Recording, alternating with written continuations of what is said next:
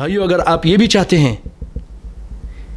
عورتیں بھی غور سے سنیں، بعض عورتیں اپنے شوہروں کو صلہ رحمی کرنے سے منع کرتی ہیں.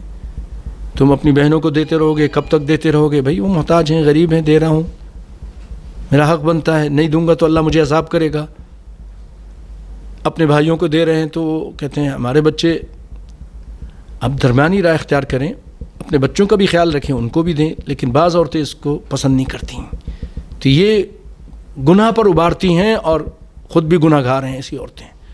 سنیے، آپ کا شوہر اگر یہ اچھے کام کرے گا تو آپ کو فائدہ ہوگا.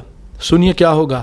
آپ صلی اللہ علیہ وسلم فرماتے ہیں، سیدنا انس رضی اللہ تعالیٰ عنہ اس کے راوی ہیں کہ آپ صلی اللہ علیہ وسلم فرماتے ہیں، من احب ان یبسط له فی رزقہ، جو یہ چاہتا ہے کہ اس کے رزق میں کشادگی ہو، برکت ہو، زیادتی ہو، وَيُنْسَأَ لَهُ فِي أَثَرِهِ، اور اس کی عمر لمبی ہو، اس کی موت کو دور کر دیا جائے، فَلْيَصِلْ رَحِمَهُ، وہ اپنی قرابت داروں سے ملتا رہے، ان سے رابطہ اور ناطہ رکھے، ان کی مشکلوں میں ہاتھ بٹائے، کام آئے.